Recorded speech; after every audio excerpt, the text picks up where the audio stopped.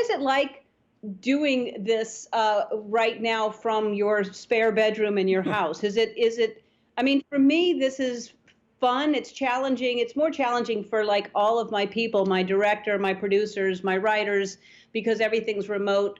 But for Andy and I, we're kind of having fun here. But how is it for you in your spare bedroom? Well, it's definitely weird. I mean, there are a lot of people that have really risen to the moment. The engineers at CNN who made the set look so good, and my staff, both for my Sunday show and the weekday show, just the incredible hard work they put into this. And these are a lot of them younger people in their 20s and 30s, and this is really distressing. I think that generally speaking, I'm pretty lucky. I'm able to do my job. People are tuning in even more than they did before. So in that sense, I'm very fortunate compared to a lot of other people. I mean, this is all brand new to all of us, and it's a very interesting thing that is, the one thing that's kind of kept us all isolated is something like this, and this is the only thing keeping us together right now is, because before people would be on their devices and not really present, and now this is like somebody like him back there. We're on the air right now, Andy. Okay. Pay attention. All right. So this is interesting. How is this election going to happen? We're 6 months away, and no one is really talking about it. I don't really understand how this is going to work. Well, it's up to each state. I think in your state, in California, probably you'll vote by mail. I mean, I think Gavin Newsom has made it clear that there's going to be an aggressive vote by mail opportunity there, and it's going to be the same in a lot of states. You already hear President Trump acting as if this is crooked, this is illegal, this is bad.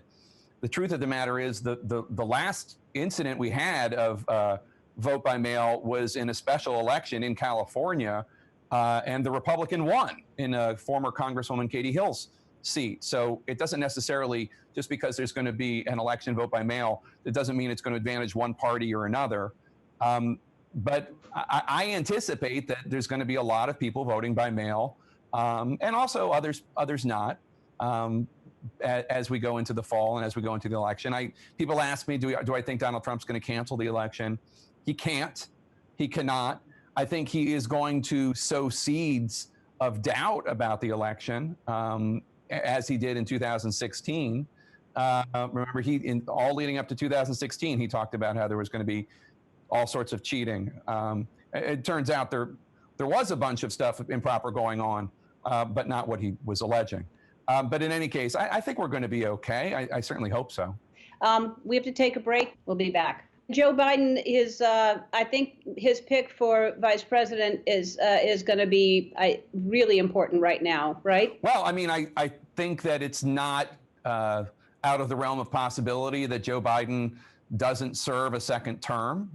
You and I are old enough that we remember Ronald Reagan when he was 69 years old. People are like, oh my God, that's so old. And meanwhile, President Trump is now the oldest president. And if Joe Biden wins, he would be the oldest president. But I think it's very important who he picks for any number of reasons. But one of them is it's entirely possible that person, assuming Biden wins, will be running for president 4 years from then. But yep. And it's also, I'm glad that we know that there's going to be a woman. So that's interesting. We can narrow it. I'm glad that as a political analyst, I can narrow it down as to who he's going to pick or not going to pick. Is there anyone you're rooting for one way or the other? I want change. I want less hate in the world and less division. So that's all I care about right now. I just care about a kinder, just a nicer environment and energy in the world. I think we need that desperately. It is disturbing to have a world where the president of the United States makes inflicts pain. The story about the crazy conspiracy theory about Joe Scarborough and the former staffer he had who had a heart problem and fainted, hit her head and died. And President Trump even though her widower is out there saying, please stop, this is causing me unimaginable pain, President Trump just, just pouring salt in the wounds. And I mean, I can't even imagine that man's pain, and I can't even imagine, I mean, I know people he's done this to, the McCains during John McCain's funeral and the rest, and I just, or the Gold Star family during the 2016 race, it's just indecent. I mean, grief is the one thing we're all going to feel, and the idea of somebody being not just indifferent to grief, but cruel about it is it's very upsetting, very dispiriting. Not a good example to set for anybody, much less kids. Not great. Let's talk about the book that you wrote that is going to be turned into a movie. I mean, first of all, congratulations. Thanks. And it's a story a lot of people don't know about. So that's cool that it's going to become a movie. Tell everybody what it's about, and again, congratulations. Thanks. It's great. Yeah, so I wrote this book. It came out in 2012. It's called The Outpost, An Untold Story of American Valor. The whole book is about 3.5 years of this one outpost in Afghanistan, a true story. It was the site of the deadliest day for the U.S. in 2009.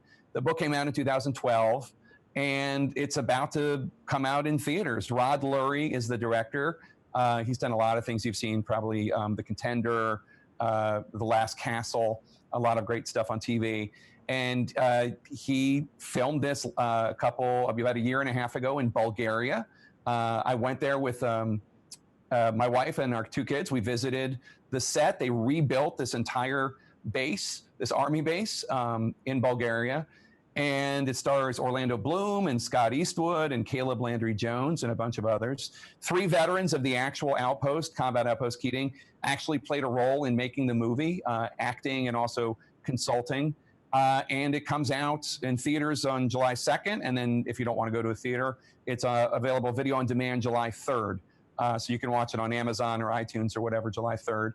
And Rod did a really great job with it. And it's really powerful. Fantastic. Well, congratulations again. He's like a movie mogul now. Oh, yeah. Big movie mogul. Yeah. Jake, thank you so much. You can catch The Lead with Jake Tapper weekdays at 4 p.m. Eastern on CNN. Wish him mazel tov for his daughter. Mazel tov for your daughter Thank you. and her tortoise. And let's find out how big they get. I need to learn things about that.